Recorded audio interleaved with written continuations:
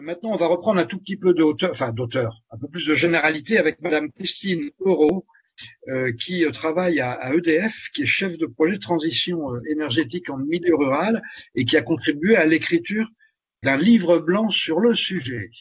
Merci d'abord, merci de m'avoir associé d'abord à ces échanges très intéressants et très riches, et puis à cet après-midi de votre observatoire.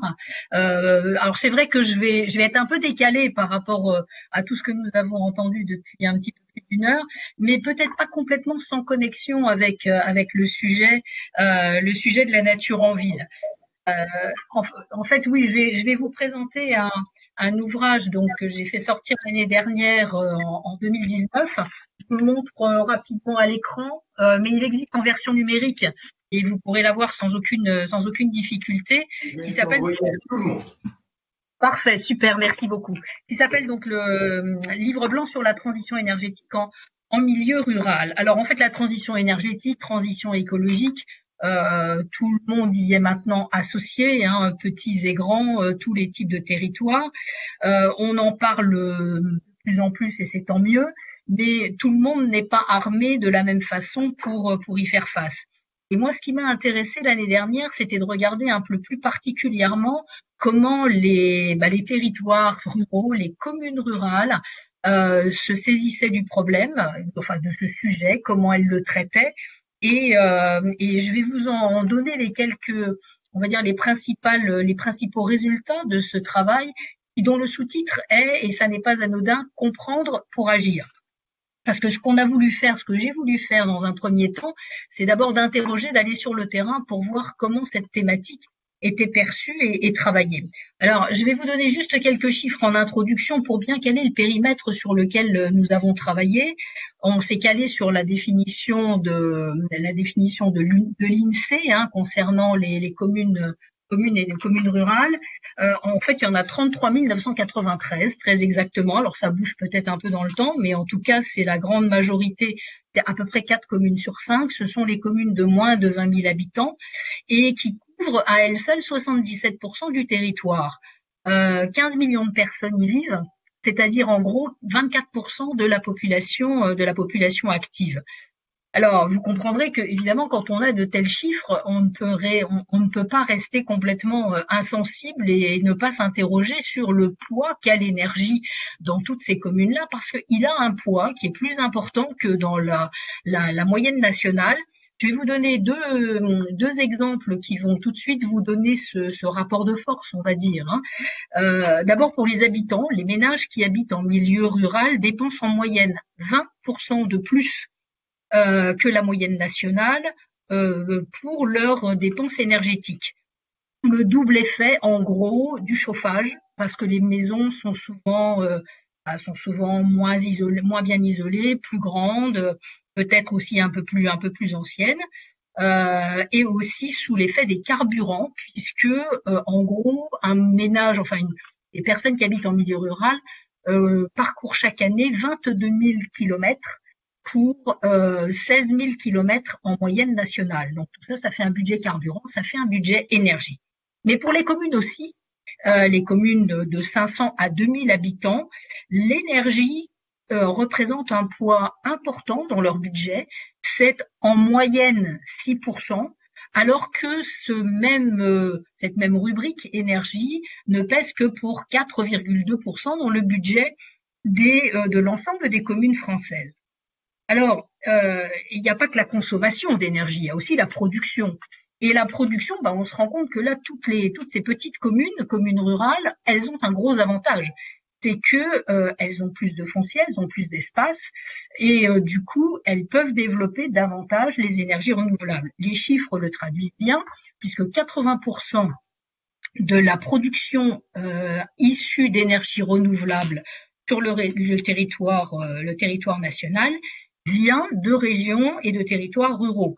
Quand je dis énergie renouvelable, c'est essentiellement solaire, éolien, biomasse et méthanisation. Le solaire à lui seul, juste pour donner un exemple, hein, le solaire, production d'électricité à base de solaire photovoltaïque, Il est issu pour 82% des territoires ruraux et donc des petites communes. Donc on voit bien qu'il y a un enjeu essentiel de cette énergie qui se joue à la fois sur le plan économique, sur le plan social et sociétal, et puis évidemment aussi sur le plan environnemental.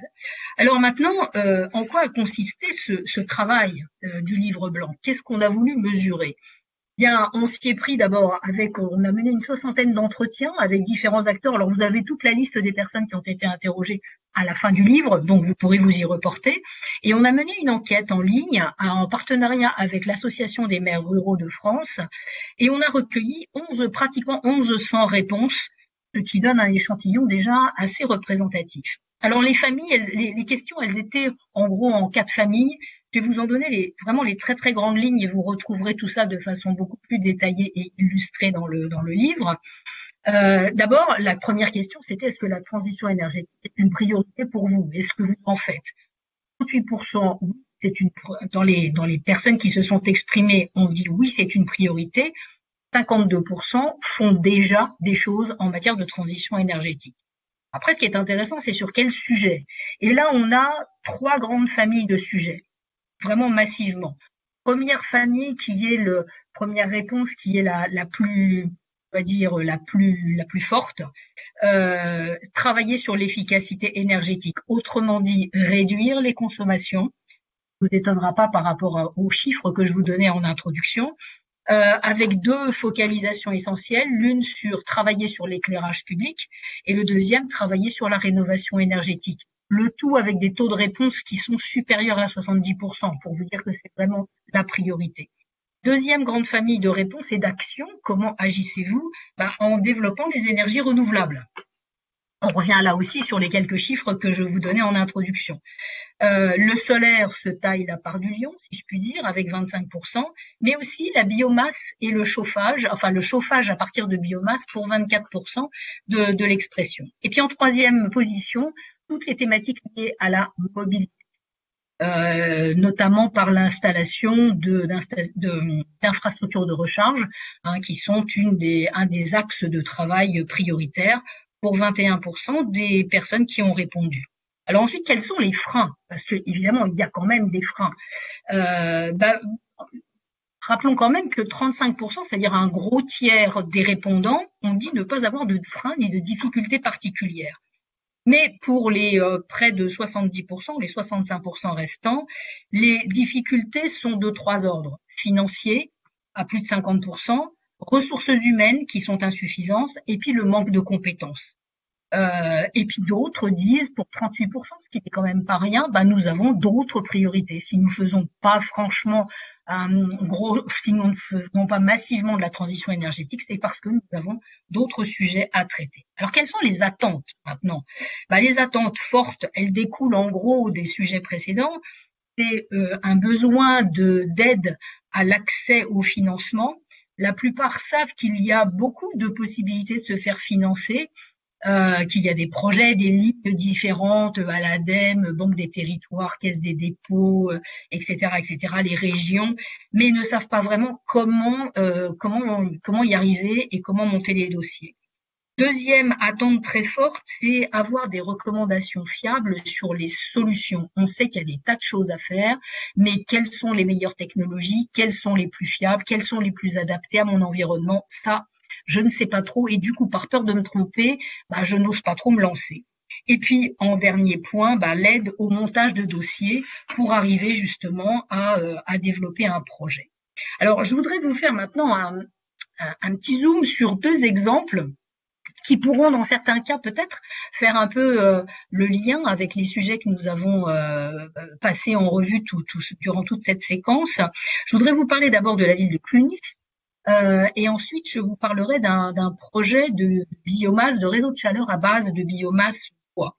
Alors Cluny, c'est 5000 habitants, très très connu. Enfin, il fut un temps où Cluny était encore plus connu et rayonnait sur toute l'Europe. Mais ça reste une petite ville touristique très très importante. 972. Alors Cluny a décidé de travailler sur son éclairage public. Je vous disais que c'était une des la priorité à laquelle s'attaquaient les maires de communes qui veulent travailler sur leur transition énergétique.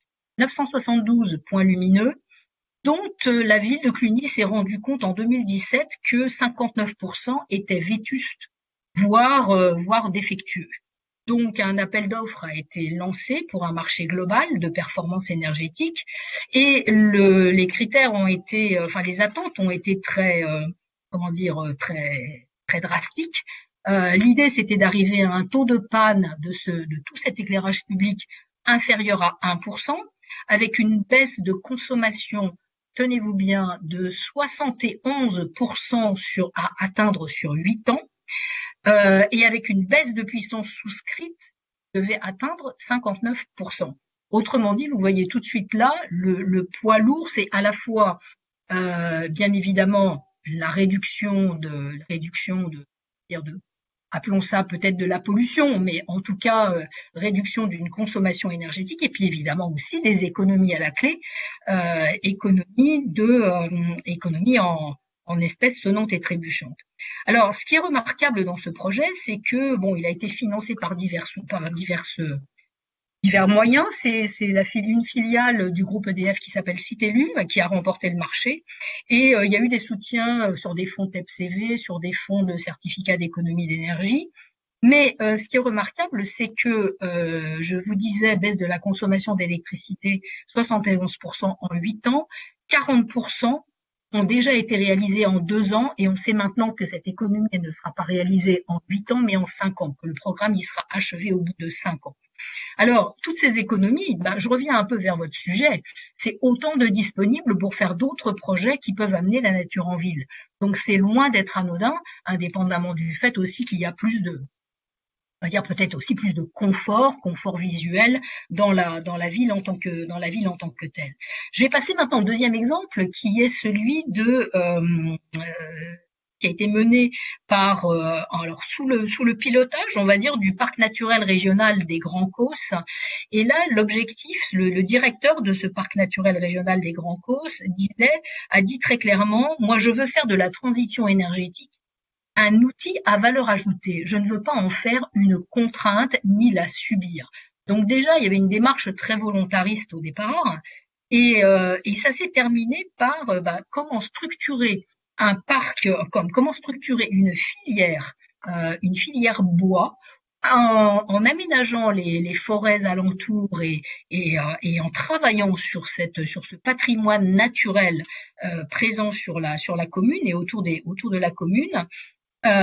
Juste par exemple pour donner à Saint-Afrique, alors il y a ce projet a été décliné en différents lieux. Je vais prendre celui de la ville de Saint-Afrique, c'est 8000 habitants, donc c'est aussi une petite ville. Eh bien, grâce à cette association avec bois et besoins énergétiques de la ville, ont été structurés 5 km et demi de réseau de chaleur urbain, qui alimente la piscine, le centre hospitalier, des établissements scolaires et 34 bâtiments de la ville, à 86% avec du bois local. Et tout cela a fait prendre conscience de tout l'écosystème qui existe autour de Saint-Afrique, avec, en plus de ça, et ça c'est très intéressant, l'idée que non seulement il fallait aussi diminuer la consommation d'énergie de la ville de Saint-Afrique, mais pour être en mesure d'exporter de l'énergie vers les villes avoisinantes, en se disant complémentarité entre urbain et rural. Donc là aussi, des gains en énergie, des gains sonnants et trébuchants, des gains en confort de vie. Et donc, on peut se dire aussi de la souplesse retrouvée pour travailler sur d'autres projets liant nature, etc. Voilà. Donc, avec le deuxième exemple qui associe peut-être d'un petit peu plus près, même si on met pas la forêt en plein cœur de ville, n'empêche que on travaille en intelligence étroite avec son écosystème. Alors, juste pour terminer et vous donner on a à partir de là donner les clés de succès. Les clés de succès, c'est ne pas opposer l'urbain et le rural, c'est jouer la complémentarité. Monsieur Barrault parlait tout au début dans une de ses interventions aussi de la co-construction. Très important d'associer les citoyens les concitoyens et de faire en sorte qu'il y ait une coopération, mais aussi aller rechercher ensemble les bonnes solutions. Et ce que vous êtes en train de faire à travers l'observatoire, et je vous remercie encore m'avoir donné la possibilité de parler de ce livre blanc. La clé de succès vraiment ultime et principale, c'est le partage de connaissances, le partage d'expériences, le partage de réussites et aussi le partage d'échecs, parce qu'on apprend autant de ces échecs que de ces réussites. Voilà. Tout le reste, c'est 120 pages résumées en quelques minutes. Donc, je vous invite à le lire. On va faire un observatoire. C'est bien le sens de ce qui nous réunit ici. Et puis, donc, on fera connaître, hein, Pierre, le livre blanc sur le site de Centre-Ville en Mouvement. Et on va conclure avec, excusez-nous, hein, on a pris du coup 10, 15 minutes de retard.